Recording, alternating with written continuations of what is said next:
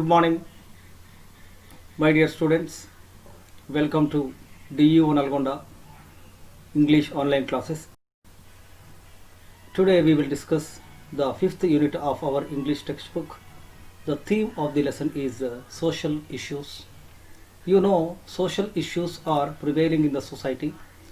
They are caste system, gender discrimination, child labor, child marriages, neglecting the old people, or some of the social evils that are going on in the society. In the olden days, the people were divided into four classes or four castes. They are Kshatriya, Brahmin, Vaishyas, and Shudra. Do you think all these classes were treated in equal position socially? No.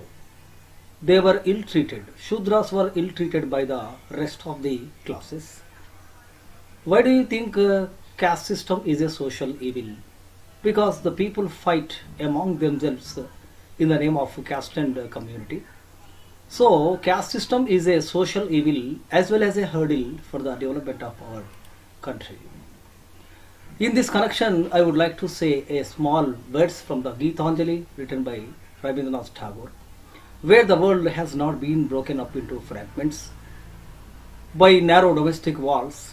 Into that haven of freedom, my father let my country awake. And in this poem, Rabindranath Tagore expects that all the people should live together and stop fighting so that we will make our earth as a heaven, and my father means the God awake our country towards freedom. You can see the two great people, B.R. Ambedkar and Jyotiba Phule. Dr. B.R. Ambedkar, the father of the Indian Constitution, and Jyotiba Phule were against the caste system. They tried to eradicate the system, so Ambedkar provided reservations for the scheduled castes, scheduled tribes, and socially backward classes to attain equality. Hence, I request as the citizens of India, we are expected to live together, forgetting our caste and community, so that we will make our country a heaven of freedom. It is a dream of Vishwakavi Rabindranath Tagore in the poem.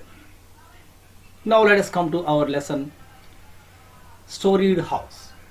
Do you know the meaning of storeyed? One roof is called one story. You can see the examples. Here you can see single storeyed house. That means it has only one roof. If there are three roofs, what do you call? Three-storied house. Okay. If there are many roofs are there, such type of buildings are known as multi-storied building. In this lesson, our story moves around the storied house that Bayaji, the protagonist character in our lesson, construct with the money he gets after his retirement by his lifetime earning. He belongs to Mahar caste, a socially backward class in those days, which was ill-treated by the upper caste people, the Patils, in his village. The upper caste people feel jealous and they cannot digest a Mahar constructing a storied house in their locality. They try to destroy the house. The story has a tragic end after a series of incidents. Let us see the first paragraph. The first paragraph is a brief description of the bus journey in which our protagonist character Bayaji travels from his working place to his native village in Maharashtra after getting his retirement. The writer says that a old bus moves with a great difficulty on the hilly road. In the rural area, the buses are generally very old buses. They could not move as fast as the buses on express highways. Here in this paragraph, we can see many figures of speech like similes used by the writer. Here you can see the bus moved as slowly as a sick man. Here the bus is compared with a sick man. The sick man moves very slowly, like that the bus is also moving very slowly. The bus stood like an obstinate bull. Sometimes the bulls cannot move the cart. In this way, the bus is compared with obstinate bull. It entered the village reluctantly like a truant child. Truant child means a child who is very stubborn and firm for not going to school. Here the bus is compared with a truant child. Next, the bus groaned and croaked like a hen about laying eggs. It is also groaning like a hen. And the people or the passengers churned like water in a pitcher. The people were here compared with water in a pitcher. The water moves here and there when we are carrying in the pitcher. Pitcher means a pot. In this way, the writer uses many comparisons. Using this comparison, this type of comparison is called simile. It's a figure of speech or a literary device. And we can also see some of the words in the paragraph that we are going to discuss. Dispensary means a hospital. God damn it is a kind of expression when we are surprised or disappointed. Initial means starting. Initial momentum means starting movement.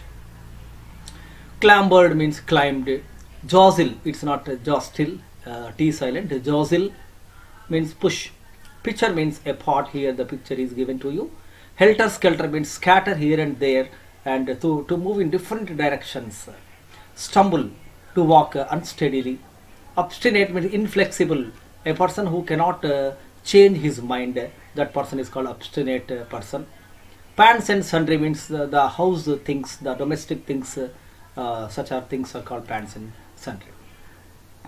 And I will read the first paragraph for you. All of you listen concentratingly how I am reading.